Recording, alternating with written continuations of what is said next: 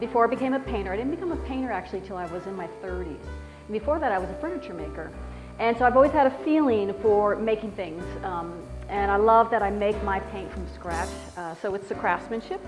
It's also the layering effect. One of the things also that drew me to egg tempera is I'd studied oil painting for a while, and I loved that. But the part of oil painting I loved the most was glazing. And glazing is when you do multiple thin, transparent layers of color.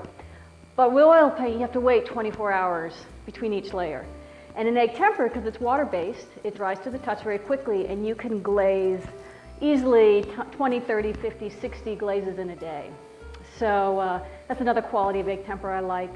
I like the craftsmanship, I like the glazing, and I like the precision I can get.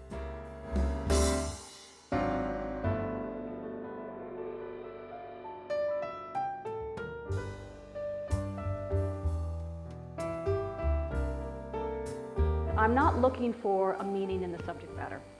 The thing I'm most interested in painting is creating something beautiful, well organized. I'm actually a formalist. I'm actually interested in value, shape, line, edge. It's actually quite a modern approach to painting. It doesn't look that way because I want to bury, or not bury, but I want to find the abstract language in representational subject matter, which is what I believe the old masters did. I don't believe they were realists as much as they were abstract painters who happened to put their abstract language into the vehicle of realism. So what attracts me to a subject matter is if it's beautiful.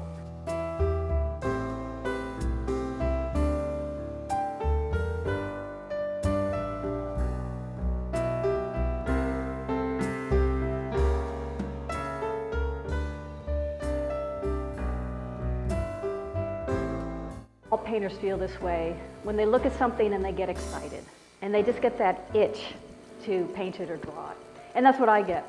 And two of my most common subjects are animals and children. And again, it's very linked to how they appear more than any kind of meaning. First of all, they have great outfits. Animals still know how to dress.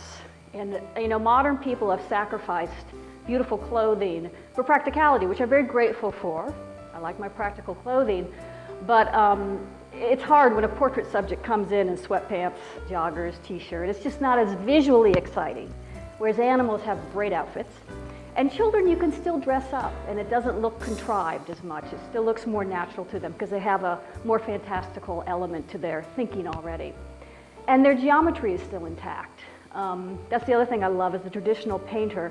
I like to bring out the geometry that underlies form. You know, flowers, animals, anything underlying it is a geometric form. And children still have their geometry intact. As we all know, after about age 30, it starts to head south. But children still really have robust geometry, and animals do as well. So those two things attract me to animals. But all my subject matter, it really comes down to visual excitement and a certain love for the subject matter as well.